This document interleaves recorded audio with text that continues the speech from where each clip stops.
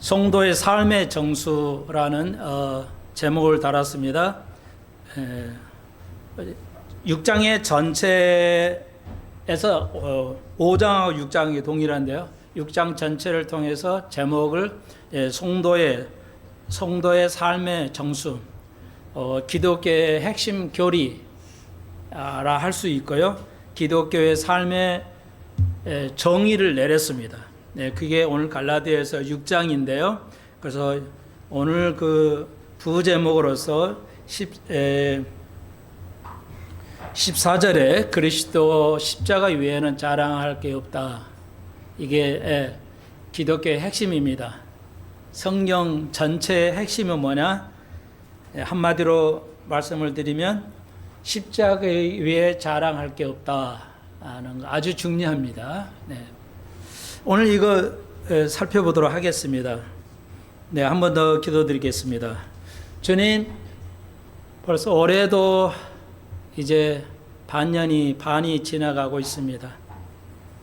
하나님, 오늘 어린 생명들을 지키시고 그들이 어린 아이들도 거듭나는 증거를 보여갈 수 있게 하시고 저희들도 십자가 위에 자랑할 것이 없도록 하게 하시고 또 거듭나는 것 위에 자랑할 게 없도록 주여 우리의 생각을 주장하시고 우리의 마음을 변화시키고 거듭나게 하시고 특별히 몸의 고통을 안고 있는 우리 권사님 또 귀가에서 어려움을 겪고 있는 또 이은영 집사님도 함께 해주시고 또 많은 살아가신 분들 어려움과 육신의 연약함과 아픔 속에 있는 영혼들을 주께서 치료케 하시며 강건케 하시고 이 땅의 교회들과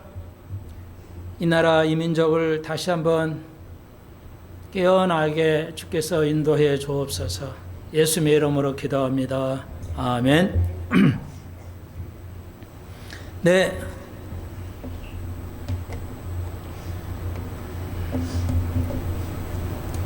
오늘 갈라디아서 6장입니다. 5장에서 우리가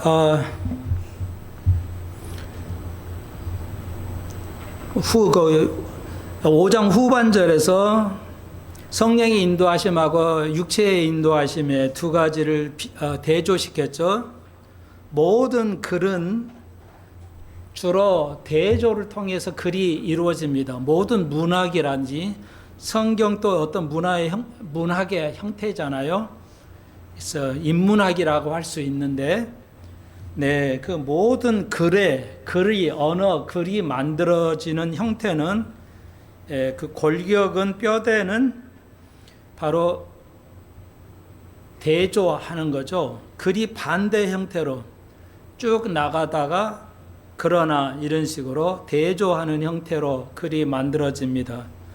그래서 그건 성경을 하나님께 그렇게 만드실 때 문장의 구조를 대조해서 만들었는데 그게 이제 성령의 인도하심과 육체의 인도, 성령에 의해서 지배되는 삶하고 또 육체에 지배되는 삶을 두 가지를 대조시켜서 바울이 강조를 하고 있습니다. 그래서 쉽게 여러분이 이해할 수가 있습니다. 그래서 갈라디아서 18절 이하로 보시면 19절 이하에 육체의 일은 이러한 것이 있다고 기록하고 있죠. 그래서 그거에 반대되는 것, 그게 반대되는 것이 성령의 인도하시는 것이 될 수 있죠. 그러니까 율법의 아래 있게 되는 것은 그 바로 성령에 있지 않은 인도하심에 반대되는 행위죠. 오늘 다 그걸 다루지는 않겠습니다. 전 시간에 제가 이제 21절에 특이라는 걸 제가 성령의 인도하심의 사람과 그러하지 않은 것에 대한 것을 알려드리는데 우리가 다 아는 거기 때문에 따로 이렇게 강조하지는 않겠습니다. 자, 그래서 조금 더 보충 설명을 해드리고요. 그 다음에 5장 7절에서 너희가 다름질을 잘했다. 믿음의 다름질을 잘했다고 합니다. 그러나 누가 너희를 막아 진리를 순종치 않게 했다고 바울이 말하고 있습니다. 그래서 5장 7절에서 진리를 좀 오늘은 그 첫 번째 5장에서 두 가지 진리를 정의를 내려드려야 할 것 같고요. 그 다음에 이제 성령의 인도, 육체의 일이 무엇인가에 대해서 조금만 더 살펴보고 6장으로 넘어가도록 하겠습니다. 그래서 보통 우리가 진리라는 걸 많이 얘기하고 모든 종교도 모든 이들이 진리를 얘기하지만 예수님께서 요한복음을 통해서 내가 진리여 길이여 내가 길이여 진리여 생명이라 나로 말하지 않고 하나님 나라에 갈 수 없다 주님 말씀하셨습니다.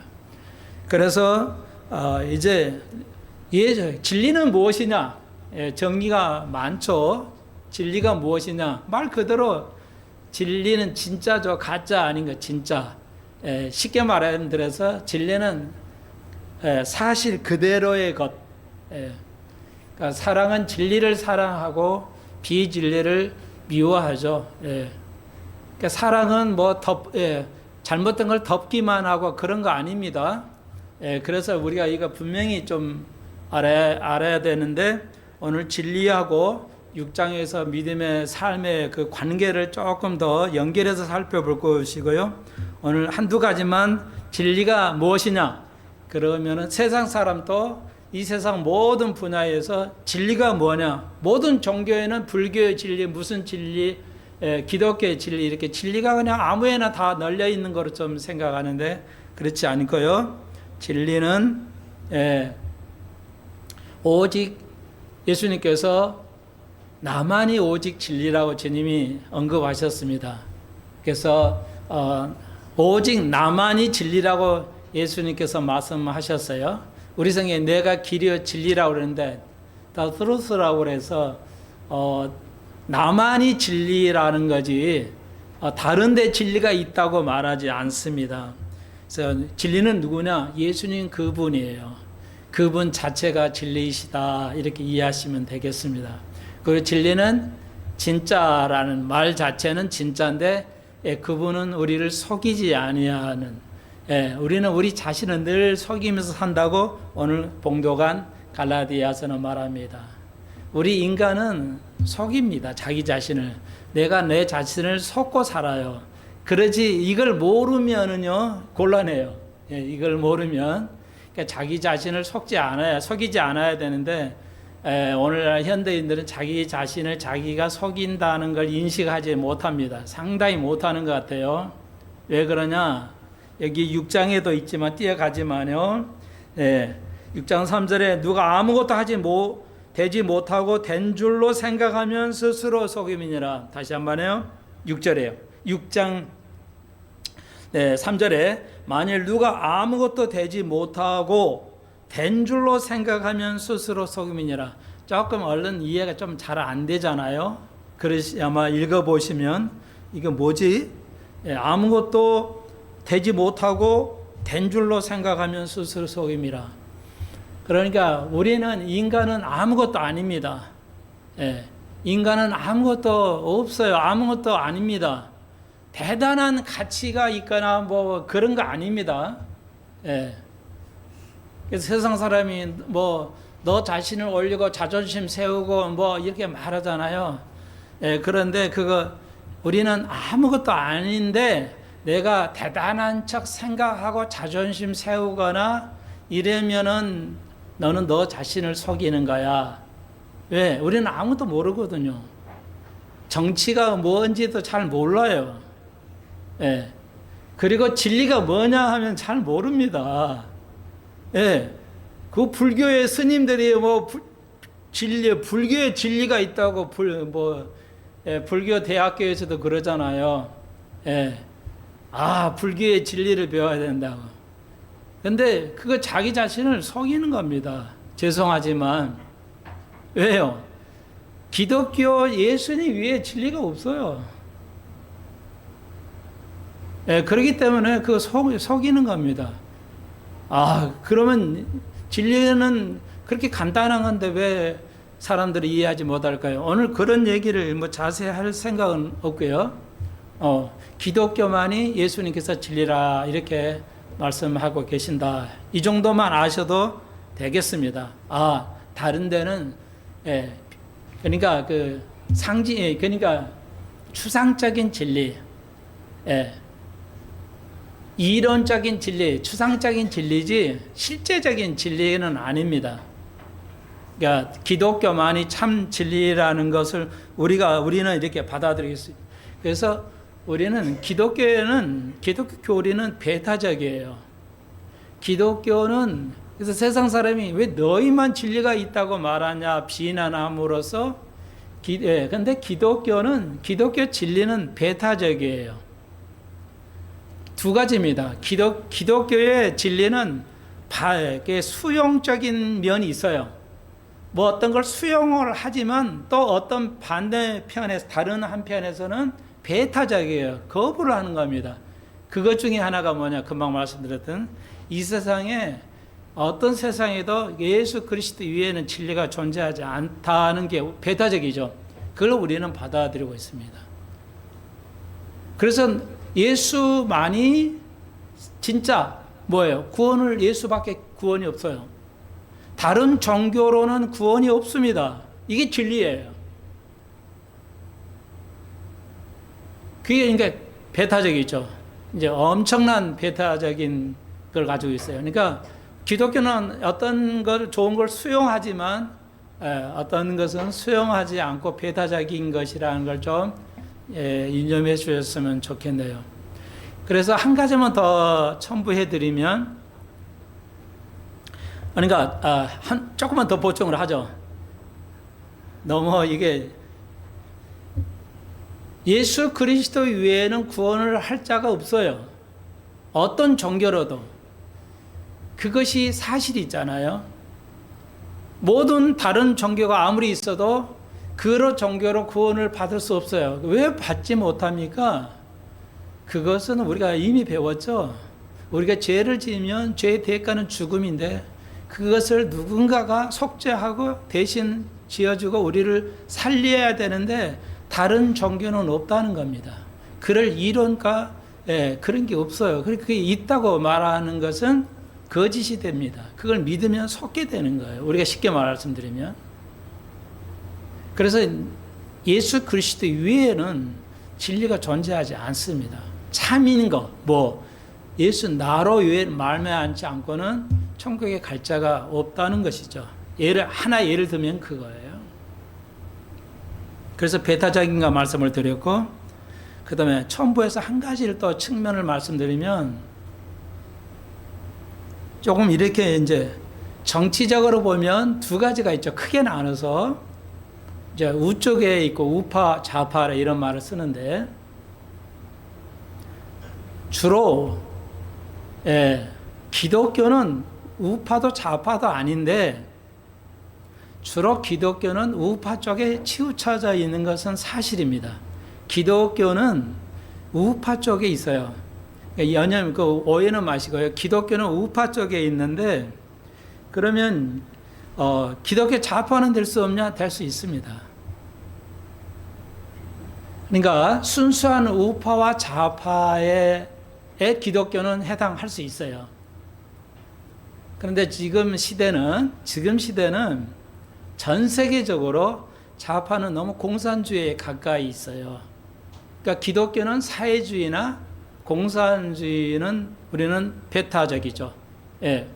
그건 국민들을 죽이는 거고 가난으로 몰고 가기 때문에 사회주의가 선진국은 사회주의나 공산주의는 이 땅에 없잖아요.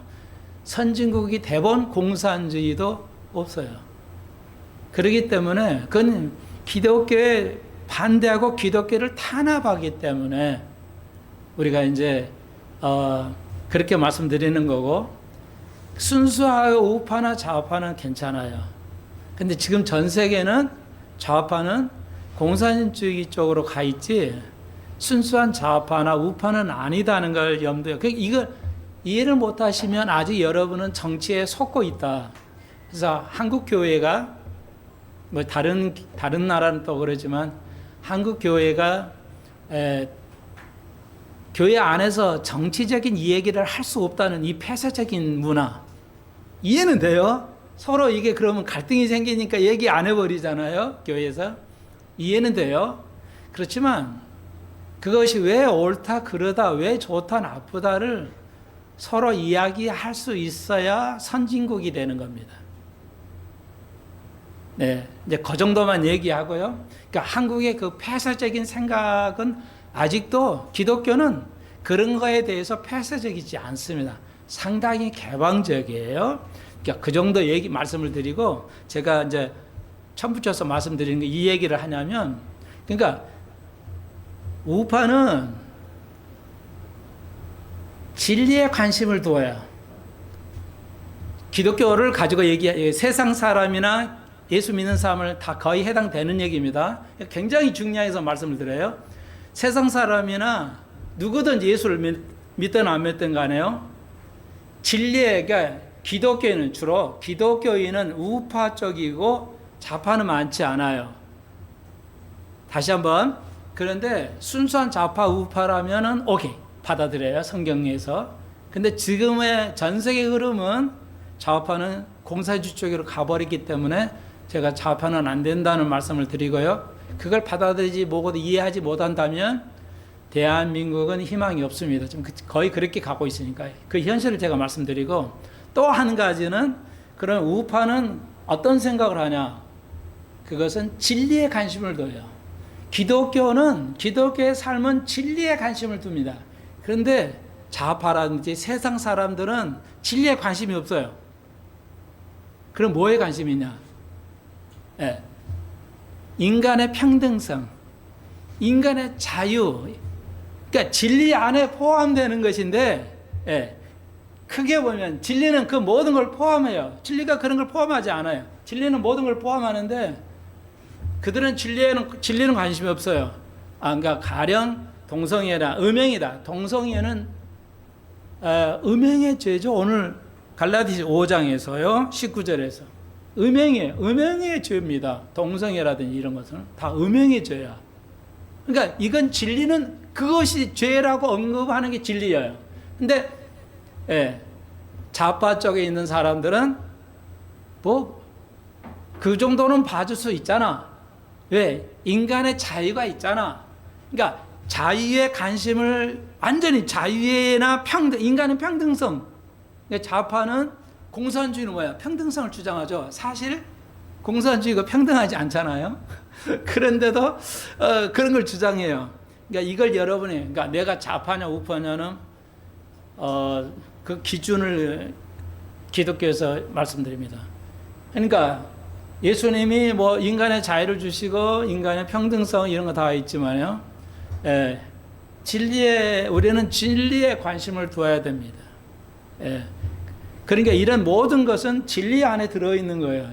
그러니까 본질이 진리예요. 너와 나가 평등하다. 평등하게 창조됐다. 틀린 말이 아니에요. 근데 거기에 너무 몰입되면은 이제 공산주의 쪽으로 가는 겁니다. 그래서 위험하다. 그래서 우리는 진리에 관심을 둬야 된다. 정치에 대해서 진리가 있고 경제에 진리가 있고 금방 말씀드렸죠. 우리가 선진국으로 가고 또 자유 경제 체제로 가야 경제가 나아지잖아요. 얘기 쉽게 쓰면 그것이 뭐야? 진리예요. 경제의 진리죠. 또 종교의 진리는 뭐야? 기독교만이, 예수만이 그것도 진리가 있다. 여기 보면은 갈라디아서 5장 보면 이단도 율법 아래에 있다. 이렇게 아주 특색적이 딱 여기 한 군데만 있는데요. 이단이라는 걸 여러 번 언급을 하지만 이단이 육체적인 일이라고 언급한 건 여기뿐이에요. 아주 놀랍고 특이합니다. 이단도 여기 뭐예요? 육체의 일이라는 겁니다. 이 놀라운 재미있는 사실인데요. 그래서 이단이 왜 육체의 일일까? 이단은 자기 욕심을 채우거든요. 성령은 뭐야? 성령이 지배되는 삶은 뭐야? 자기 욕심을 부리지 않습니다. 자기를 자랑하지 않습니다. 예. 그리고 자기 만족하고 자기 주관을 내세워서 내가 잘났어 이렇게 하는 게 아니잖아요. 그래서 이단은 교리가 다른 게 이단인데 그 이단을 들어가면 뭐야? 자기 자랑이에요. 예. 거기에도 다 물질이야. 다 돈 얘기입니다. 그러니까 예수님께서 마태복음에 하나님과 재물을 같이 섬길 수 없다고 말씀하셨지만 한국 교인들은 관심 없어요. 예수 믿으면서 복받아 잘 살기를 원하지 물질로 풍요롭게 살기를 원하고 출세하고 남에게 자랑할 만하고 비싼 핸드백 들고 다녀야 되고 비싼 옷 비싼 벨트 남자 신사복 벨트에 막 50만 원 100만 원 하더라고요.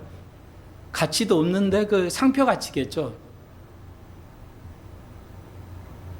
예를 들면 그래요. 그런 거로 자랑하거나 즐거워하지 않습니다. 왜 뭐 핸드백 500만 원, 1000만 원짜리 들고 다닙니까? 자랑하려니까 그러죠. 그게 만약에 달나라에서 그 500만 원, 1000만 원짜리 들고 다니면 아무 소용이 없잖아요. 나 혼자만 섬에 살면 이게 필요 없잖아요. 안 사죠. 근데 뭐야? 사람이 있으니까 자랑하고 싶으니까요. 그러니까 이단이 그런 특성을 가지고 있어요.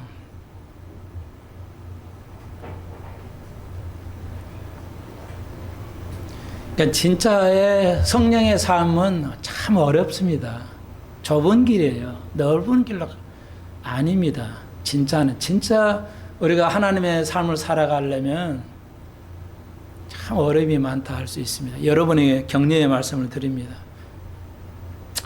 자, 우리는 진리에 관심을 둬야 됩니다. 그 지엽적인 이렇게 평등하다 뭐하다 평등이 잘못된 겁니까? 아니에요. 잘못된 거 아니잖아요. 근데 거기에 몰입하면은 이상하게도 평등으로 가지 못합니다. 공산주의가 평등하게 같이 먹고 잘 사자는 거잖아요. 근데 공산주의 하는 사람들이 가난한 사람을 다 죽이죠. 가난한 자를 대변하는 게 사회주의고 공산주의인데 그건 사실이 아니죠. 그러니까 진리의 관심이 진리의 근거를 두지 않는 어떤 것도 그것은 위험하다 할 수 있습니다. 그래서 여기 갈라디아서 5장 7절에 진리를 순종해야 된다는 말이에요. 평등에 순종하라, 뭐에 순종하라 이런 거 없어요. 성경은 진리에 관심을 둬요. 진리, 사랑은 진리를 즐거워하고 비진리를 미워하는 거예요. 이해하시겠죠? 네, 이거 오늘 한 두세 가지로만 언급해 드렸는데 굉장히 중요한 건데 여러분 진리를 아시잖아요. 진리 하면서도 전혀 진리를 탐구하거나 진리를 진리와 함께 고린도전서에서 사랑은 진리와 함께 기뻐한다고 그러는데 아무도 진리와 함께 기뻐하지 않아요. 이건 그냥 기독교인 오늘날 기독교인에게 고린도서 사랑장에서 진리와 함께 기뻐한다는 것은 사문화되어 있어요. 비극이죠.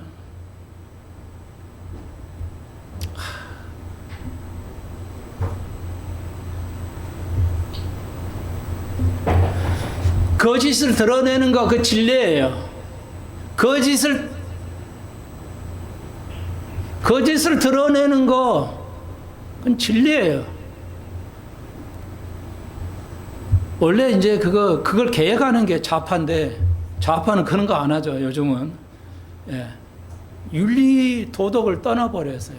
진리에서 떠나서 주장하는 거죠. 진리 안에서 주장해야 된다. 이제 그 정도 하겠습니다. 네, 여러분, 빌라도가 그랬죠. 진리가 뭐냐? 여러분, 진리에 관심을 두십시오. 제 부탁은 오늘 너무 많으니까 설명을 다 할 수 없지만 진리와 함께 즐거워하는 거예요. 고린도전서 다 나와 있죠.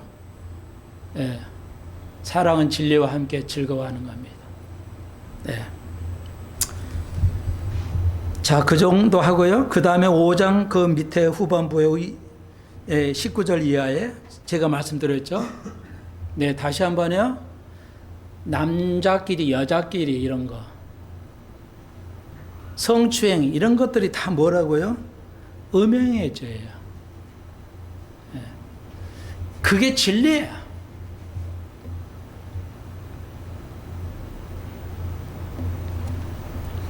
그런데 그런 정당을, 그런 사람을 지지하는 크리스찬들이 있죠. 그거 못 받습니다. 내 말이 아니에요. 로마서 1장에 있죠. 이런 자, 저렇게 음행하는 자, 더러운 호색 뭐 이렇게 5장 19, 20절, 21절에서 이러한 자를 지지하거나 같이 하는 자들은 뭐야? 구원 없습니다. 하나님 나라를 유업으로 받지 못한다고 말씀하고 있어요. 근데 이런 건 있어요. 여러분 오해는 하지 마십시오. 나 이런 것 때문에 목사님 너무 힘들어요. 내가 선한 착한 일을 하려고 하는데 잘 안 돼요. 또 하지 못하고 있어요. 오케이, 괜찮습니다. 그런 사람은 하나님의 나라를 유업으로 받습니다. 그런데 습관적으로 죄의식을 느끼지 않고 죄를 보면서 사는 사람들이 있잖아요. 네.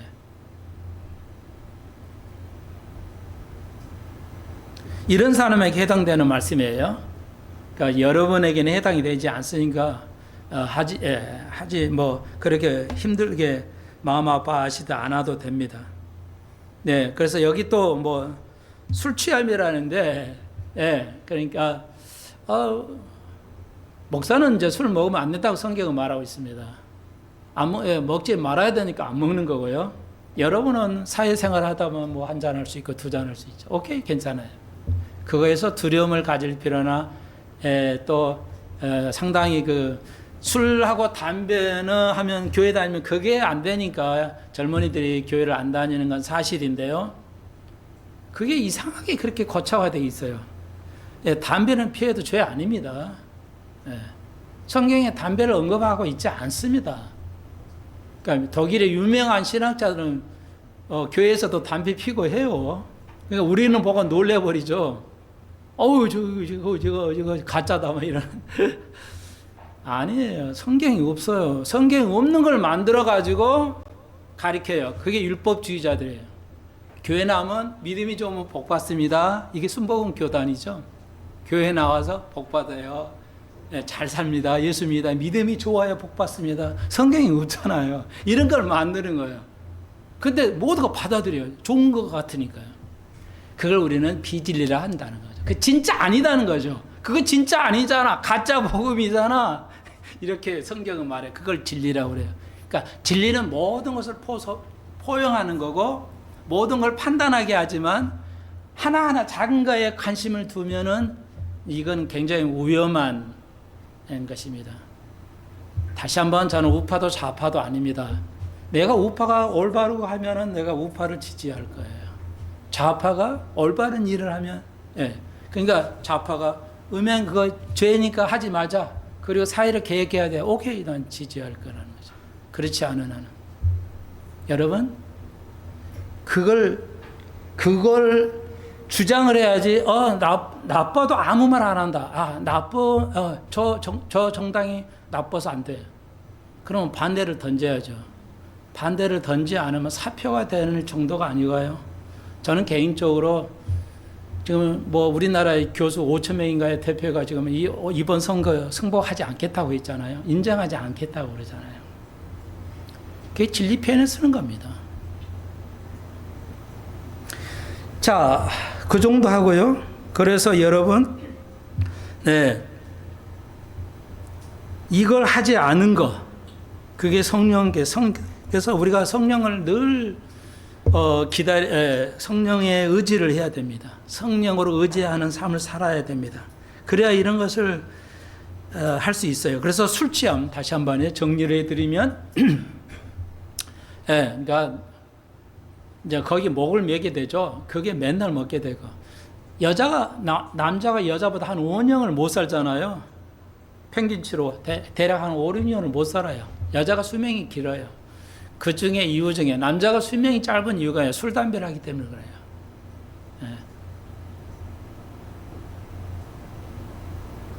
얼마나 성경이 지금 아름답고 멋있어요. 그래서 세상은 그래요. 목사님이 술도 안 하고 뭔 재미로 해요? 더 재밌는데?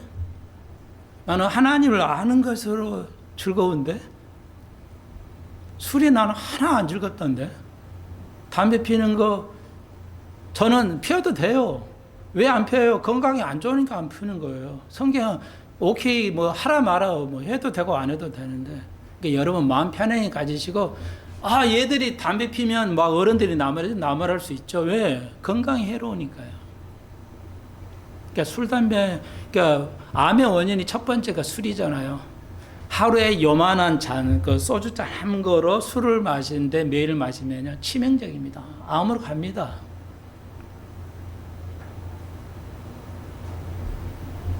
근데 왜 우리 교회들이 여러분에게 술, 담배나 하지 마세요를 왜 합니까? 세상 사람들이 오해한다는 거죠. 저런 거 가짜잖아. 진짜 교회 다니면서 술 먹고 다 먹고 있잖아. 그렇게 세상 사람이 오해하지 않도록 하기 위해서 손목사는 여러분에게 권하는 것이지, 성경에서 하지 말라 했으면 하지만 그렇게 가르치자는 게 성경 그대로를 가르치면 이게 진리입니다. 예. 사람들이 목사가 왜 그런 걸 안 해요? 사람들이 목사가 왜 저런 거 하지? 그 사람이 틀렸다 하더라도 오해될까봐 오해되지 않도록 하기 위해서 행동을 그렇게 하는 겁니다. 예. 화려하게 뭐 입을 수 있는 것도 있고, 뭐 다른 사람들이 좋은 거 주죠. 뭐 여러 가지 좋은 거 뭐 비싼 것도 막 주시더라고요. 100만 원짜리 허리띠 뭐 이런 거 못 매겠어. 목사님 이거 어떻게, 목사가 이거 어떻게 해? 다른 사람이 볼 때 안 되잖아요. 안 해요. 그러니까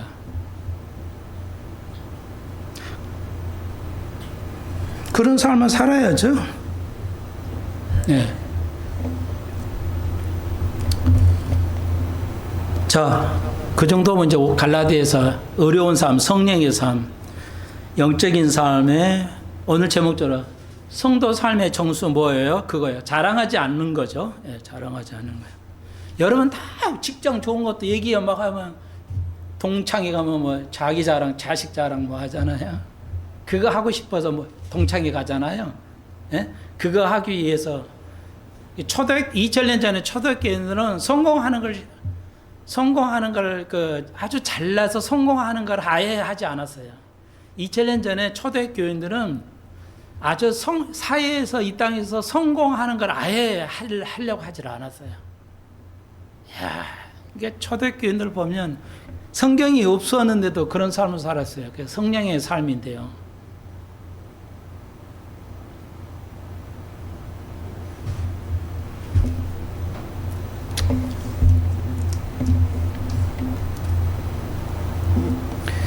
그래서 뭐 주보 보면 뭐 어마어마하죠. 뭐 11조 얼마씩 냈다고 사람하고 이름까지 돈 액수까지 막 써가지고 주보에 내놔요.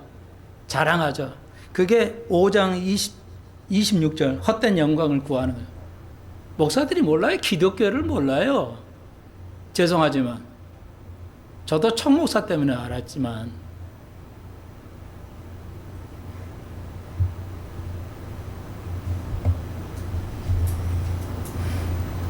그게 헛된 영광이죠. 우리 뭐 한 달 뭐에 얼마 했다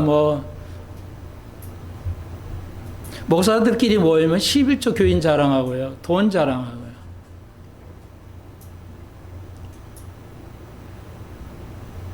총목사도 그랬다고 하는데 저도 성경 얘기만 어디 놀러 가도 성경 얘기만 하고 싶지 세상 사람 누가 뭐 어쨌다 했었다는 거 난 별로 너무 힘들어요. 그런 거 듣고 있는 거. 영적인 것이 아니기 때문에. 총목사도 목사끼리 어디 놀러 가면 성경 얘기만 해야 되는데, 에이, 목사님 이런 데까지 와서 뭐 성경 얘기하죠. 좋은 재미난 얘기도 합시다 하는데 아주 싫어한대요.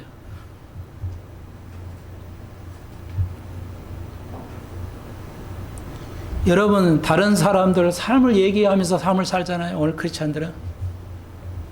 네? 얼마나 힘들어요.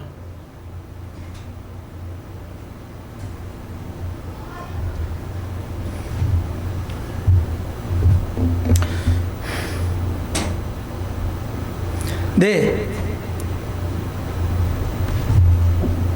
자, 봅시다. 오늘 6장에서 오늘 거의 이거 다루면 될 것 같은데요. 6장 1 형제들아, 사람이 만일 무슨 범죄한 일이 드러나거든 신령한 너희는 온유한 심령으로 그러한 자를 바로잡고 내 자신을 돌아봐 너도 시험을 받을까 두려워하라. 그리고 2절에 서로 짐을 지고요.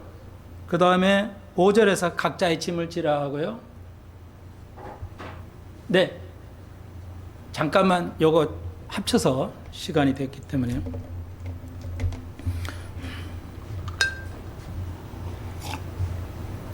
제일 마지막 장에 바울이 이제 이렇게 했어요. 6장 1절에서 네가 아는 사람이 범죄를 해서 죄를 졌으면 뭐야? 온유한 마음, 화내지 말고 네가 왜 어떻게 이런 일을 했어? 어떻게 하다 보니까 이렇게 했어? 그런 거 말고요. 온유한 마음은 심령은 그런 뜻이 아니에요. 네가 어떻게 이런 일을 할 수가 있어? 이런 식으로 표현하는 것은 카운셀링 잘못하는 겁니다. 한국 사람들은 너도 나도 카운셀링을 하는 걸 좋아해요. 남 끼어들어가지고 바둑 두면 옆에서 훈수 두는 걸 좋아하듯이 말이죠. 우리 문화는 그래요. 남이 있으면 끼어들어가지고 막 훈수를 둬요. 카운셀링이에요. 미국에서 그러면 큰일 납니다. 망합니다. 그러니까 변호사법 위반이 돼요. 그러니까 당신이 하라는 대로 했는데 안 되던데 그래서 고소를 해요. 영어로 수라고 그러는데 엄청나게 많습니다. 미국에서는 조금만 잘못해도 카운셀링 잘못했다가는 고소가 들어갑니다. 그러니까 한국은 참 좋은 나라예요. 교회에서도 그러니까 절대 가브리 채플 총목사 계실 때도 사역자들이 많은 사역자들이 있고 또 평사역자도 많잖아요. 그리고 낮에는 점심시간에는 교회 사모님하고 여자 대표들 교회 사무실에서 기도실에 있어요. 그러면 점심 먹고 와요. 교인들이 기도해 달라고. 그럼 카운셀링 해드리고 기도를 해주거든요. 철칙이 딱 한 가지예요. 절대 카운셀링 하면 안 된다. 이게 교인들끼리는. 교인은 카운셀링 하면 안 된다. 무조건 기도해 주세요. 이렇게만 해요. 그 이유가 있어요. 예. 미국 보면 교인들도 고발을 해버려요. 당신 말로 했는데 안 됐더라. 그러니까 피해 보상해달라고 하거든요. 말도 안 되는 고소가 들어가요, 미국은. 예. 그러니까 한마디로 몇십 년 전 그랬잖아요. 한국에 할아버지, 할머니가 미국 사람 청바지 대려는데 잘못 때리고 했다고 해가지고 고소 들어갔죠. 그러니까 500억인가, 500억이야. 이거 보상 세고로 사드리면 안 된다 이거죠. 근데 그 사람이 판사였죠. 판사가 한국 사람을 세탁 주인을 고발했어요. 배상금으로 500억인가 장화가 몇백억을 보상. 그러니까 미국 국민이 다 말도 안 된다. 저 판사가 말이죠. 어떻게 그래가지고 판사가 아마 박탈됐을 거예요. 탄핵해가지고 아마. 그렇게 무서운 나라예요. 예. 그러니까 우리나라는 참 좋은 나라지. 어떻게 엄청 좋은 나라예요. 카운셀링은 안 됩니다. 여러분도 그냥 들어보고 이렇게 하고 자기 생각을 얘기하고 이러면 안 돼요. 서로 짐을 지는 건 맞는데 조심해야 돼요. 1절 있듯이. 뭐 하라고 그랬어요? 카운셀링 하지 말고 조심하라고 그랬죠. 범죄한 자기도 거기에 빠질까 조심하고 회복시키라고 그랬어요. 그러니까 두 가지 부류예요. 어떤 사람은 잘못된 방법으로 성경의 방법으로 안 하고 그냥 자기 경험으로 막 하는 거, 이거 자기를 속이는 겁니다. 성경적 카운슬링 하는 사람만이 교회에서 해야 되는데 이래라 저래라 막 하잖아요. 그거 다 속이는 겁니다. 그 다음에 또 한 부류가 있어요. 그런 일에 끼지 마라. 이런 사람이 있죠. 남이 어려운 일에 끼지 말라는 거야. 말도 하지 마라. 그건 사랑이 아니죠. 사랑은 뭐야? 진리와 함께 기뻐한다고 그랬어요. 여기 보세요. 일정이 뭐야? 누가 범죄하거든 뭐야? 끼지 말고 말 섞지 말고 바로 이런 말이 없잖아요. 여기 바로 잡으라고 그러는데 이게 잘못된 번역이에요. 그래서 제가 번역을 옳게 하려고 회복시켜라. 이거 원래 명령어로 돼 있어요. 굉장히 명령어예요. 서로 짐 져라 명령어죠. 증명하라 명령어로 이러죠. 다 상당히 6장에서는 명령어로 돼 있어요. 무조건 해야 돼요. 그러니까 우리가 사랑의 수고를 해야 되는데 성도나 아는 사람이 죄를 졌으면 어떻게 해야 된다? 덮어둔다? 아니고요. 예. 여기서 범죄 언어로 보면 여기서 무슨 범죄를 했다는 건 중범죄를 말해요. 그리고 실수하는 거. 엄청 실수했어요. 거질적으로 맨날 죄를 짓는 게 아니라 어떻게 하다 보니 실수를 했어요. 근데 그런 건 중요하지 않고요. 어떤 일이 죄가 드러나면 뭐하라? 회복시켜라 이건데, 그러니까 원상 회복한다는 뜻이에요. 요 말의 의미는 그러니까 바로 잡는다는 말도 틀린 말은 아닌데요. 네, 이러면 안 됩니다. 목사의 어려운 점이 그러죠. 목사가 좋은 옳은 일이라고 해서 이 성도들이 이렇게 잘못해요. 그러 얘기하면 뭐야? 그 교회 한 사람도 남아 있을까요?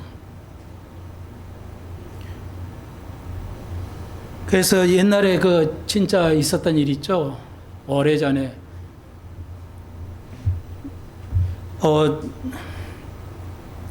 우리나라 이상재 선생님이 있었죠. 우리 국가 지도자 병여 년 전에 이상재 선생님이 교회에 나오시는 장로님이었던 모양이에요. 근데 주기철 목사님이 목회를 평양에서 목회를 하는데 대단했죠. 목사님 이상재 지도자가 장로님이 아마 예배 시간을 늦었던 모양이야. 그러니까 이산이 장로가 돼가지고 뭐야 이렇게 예배도 늦게 거기 무릎 꿇어 막. 근데 순종을 했죠. 이 장로님이. 그 시대는 그런 권유가 있었고 그렇게 해도 됐어요. 지금 그렇게 하면 안 되지만 이렇게 시대에 따라서 하나님 쓰시는 방식이 달라지기 때문에 이걸 잘 우리가 판단을 해야지. 옛날에 그랬다고 지금 그래버리면 지금은 아무도 그걸 받아들이지 않죠. 예. 많은 사람 앞에서 며칠 전에도 제가 집에 들어가는데 아파트에서 들어가는데 젊은 아빠가 남자아이를 그 놀이터 앞에서 뭐 잘못했는 거야. 소리를 동네 방네 다 듣게 소리를 질러대면서 아이를 훈육하더라고요. 쫓아가서 이렇게 하시면 안 됩니다 말하고 싶은데 할 수는 없고 아빠가 화가 막 어마어마하게 났어요. 근데 이 아이를 많은 사람의 앞에서 인격을 모욕하면서 가리키는 건 잘못이잖아요. 훈육하는 건 돼요. 따로 구석지나 가서 아이를 지금 아무도 몰라요. 아무도 자기 자신을 속이는 겁니다. 여기 성경은 바울이 말하면 3절에 4절에요. 누가 아무것도 되지 못한데 이 말은 우리는 아무것도 아닙니다. 이게 선언하는 거예요. 이렇게 말이 되지 좀 이상해요. 여러분 우리는 아무것도 아닙니다. 뭐 어디 판사 의사 되면 대단한 걸로 생각하는데 보십시오. 내가 이걸 적용해 드릴게요. 왜 내가 이렇게 말씀드리냐면 의사고 판사고 뭐고 가네요. 돈이 있고 가네 아무것도 아닙니다. 왜요? 왜 나는 불어하고 아무것도 아니냐? 나 그런 사람 입에도 올리고 대화하지도 않냐? 아무것도 아니니까요. 나도 아무것도 아니고 그 사람도 아무것도 아니에요. 저 사람 배우고 뭐 있으니까 대단하다 아니죠. 왜 그러냐 보세요. 제가 논리적으로 납득시켜 드릴게요. 공부를 잘해서 그렇게 된 거잖아요. 공부 잘하게 하는 게 누가예요? 하나님이 주신 거잖아요. 하나님이 주신 공부 잘하도록 하나님이 주신 돈 잘 벌 수 있도록 하나님이 주신 거예요. 그러니까 우리가 하는 건 아무것도 없어요. 지가 잘나서 그런 게 아니라니까요. 체육성 금메달 딴다. 황용조가 마라톤에 엄청 고생하고 땄다더라고요. 황용조가 우리나라 최초죠. 옛날에 송기장이 있었지만 우리 종씨라는 성기도 있었지만 일본으로 이름으로 따가고 비참했던 거고요. 한국 이름으로 정식 출마해서 마라톤 올림픽은 한 사람밖에 없어요. 황영조. 대단하시잖아요. 대단한 분이야. 그 시대는 말이죠. 달릴 때 5km마다 물을 이렇게 놓고 물을 줘야 되는데 그런 것도 없었어. 그런 시대에 황영자가 1등을 했어요. 세계에. 물 공급이 없이 어떻게 달리냐고. 그렇게 한다고 최악의 조건에서도 1등을 했어. 황영조가. 어마어마한 노력을 했어요. 맞아요. 근데 황영조의 심장은 우리는 보통 80을 뛰고 일본의 심장 박동수가 80이야. 80에서 88 뛴다고. 황영조는 30, 40이야. 우리 심박동의 반밖에 안 뛰어. 아무리 달려도 심장이 안 올라가. 물론 이 사람이 연습할 때 210까지까지 올라요. 심장 박동 210까지도 올려서 뛰었다 하더라고요. 그러니까 여러분의 우리 심장은 80에서 90이거든요. 그러니까 산으로 올라가면 120, 130, 달리기 하면 120, 130이에요. 근데 140, 50 넘어가면 죽습니다. 심장마비 오기 때문에. 근데 이 사람은 그런 심장을 갖고 태어났어요. 하나님 주셨어요. 그 어머니가 해녀의 출신이잖아요. 그러니까 폐활량이 엄청나잖아요. 자기도 그만큼 노력은 했지만 하나님이 주셨어. 자랑할 거 하나도 없어. 그 사람은 자랑은 안 하지만. 여러분, 우리가 할 게 아무것도 없다니까요. 다 하나님이 주셨어요. 그러니까 감사해야 할 일이지. 그 사람들 부러워할 게 없고 그런 사람, 야 누구는 이렇게 했더라. 돈 잘 벌게 하시는 것도 하나님이 하신 거지. 뭐 비싼 거 있고 뭐 비싼 자동차 타고 아파트 뭐 100평짜리 아파트 산다고 자랑할 거 그 사람은 자랑하지. 그 자기 자랑 속이는 거야. 당신이 뭐 공부 잘했지. 그 공부 잘한 거 누가 해준 거야, 누가. 공부 그 머리 안 좋아서 죽으라고 해도 안 되는 사람이 다 태반이잖아. 그래서 제가 언젠가 있잖아요. 영어든 수학이든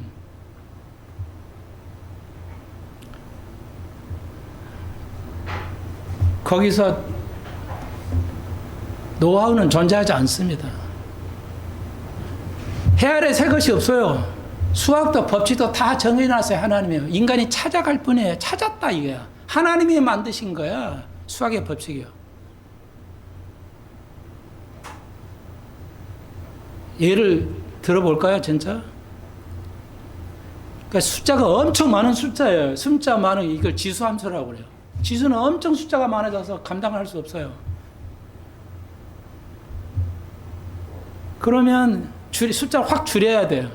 줄여서 계산하는 게 뭐냐? 지수함수 로그를 붙이면 돼요. 그러면 확 줄어져 버려요. 여러분, 그게 다 이거예요. 회복하는 거예요. 원리는 같아요.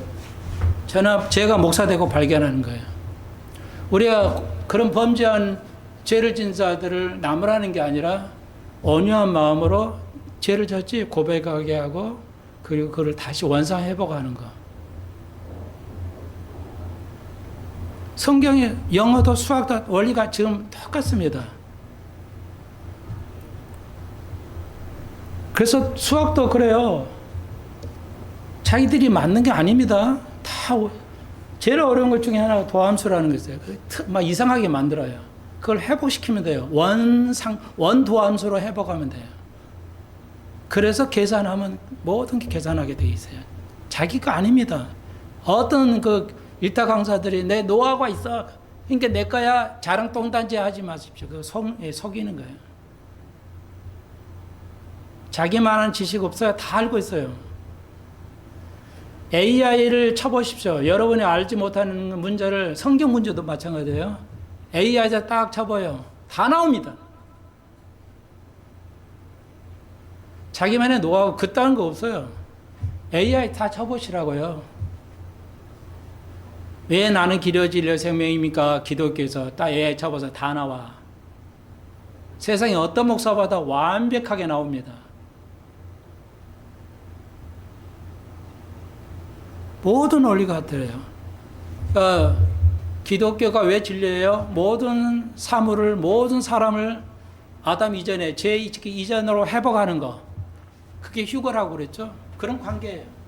그걸 회복시키는 거예요. 우리의 마음을 거듭나게 해서 회복시키는 거.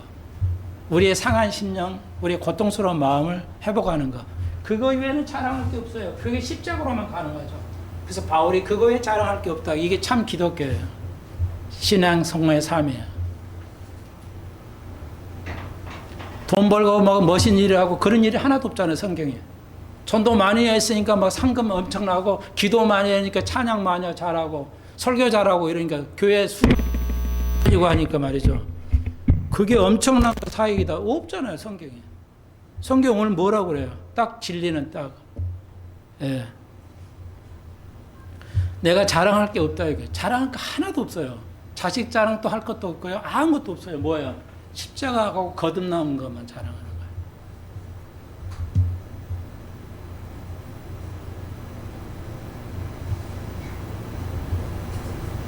네, 이거 속으면 안 돼요. 다 그래 속여가지고 뭐 이게 하죠. 다 교육이라는 게.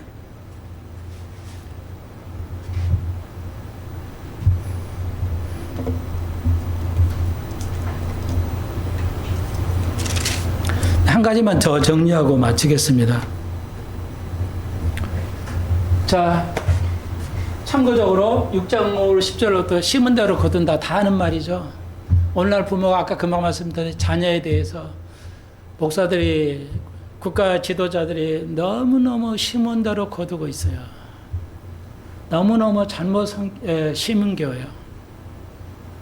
엊그제도 친척 결혼식에서 갔는데요. 신랑 엄마 아빠가 있어야 할 거 아니에요. 아빠만 있어요. 신랑 아빠만. 그래가지고 당황해가지고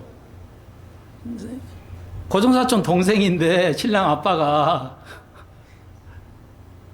아내가 갑자기 사라져 버렸어. 뭔 말도 못 하겠고 그냥 악수만 하고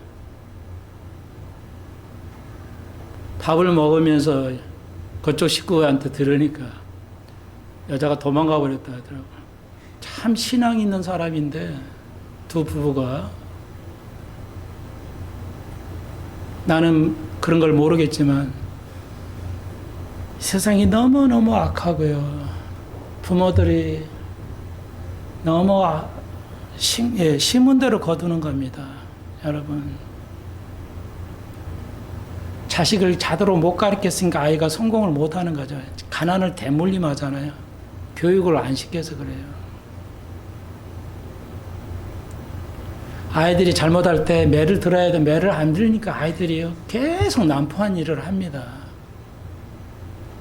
바울은 그래서 성경은 매를 들으라고 하죠. 요즘 엄마들은, 아빠들은요, 아이들이 한두 명이라 아까우니까 못 때려요. 사정없이 때려야 됩니다. 이제 한 3학년 되면 못 때리죠. 아기 때 잘못을 매를 맞고 자라는 아이들이 굉장히 커서는 올바른 아이들이 됩니다. 성장합니다. 지금 한국 교회도 모든 나라도 그렇지만 부모들이 신기운대로 거두고 있어요. 그걸 알아야 돼요. 부모가 죄하고 타협하니까요, 그 자식도 여전히 문제 있어요. 그게 우리 성경에 나왔잖아요. 아브라함, 이삭이, 야곱이 뭐야? 자기가 형을 속여가지고 자기도 결국은 보상받죠. 자식들의 속임을 받죠. 이런 비참한 일이 있어요. 야곱이 자기 형을 속였잖아요. 아버지를 속였잖아요, 야곱이. 그래가지고 그 자식이 야곱 자기 아버지를 속이잖아요. 막내에서 두 번째 요셉이 죽었다고, 동물에 잡혀 죽었다고 속여가지고 10년, 20년을 자기 죽은 줄 알고 살았잖아요. 야곱이. 신기운 대로 가는 겁니다. 좋은 씨를 뿌리시기를 바랍니다.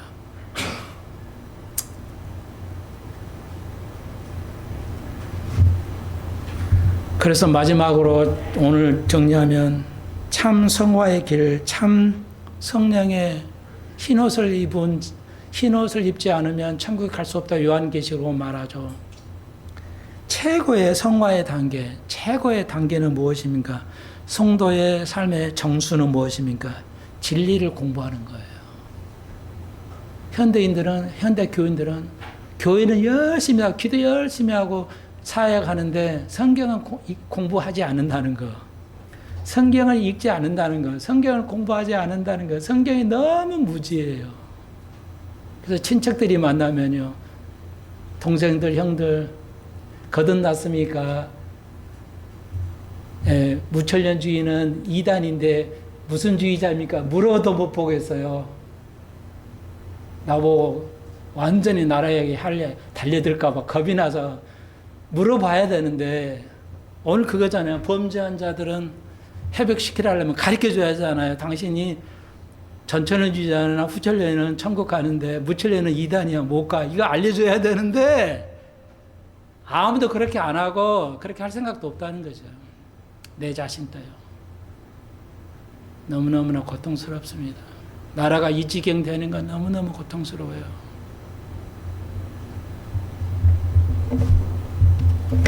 기도드립시다.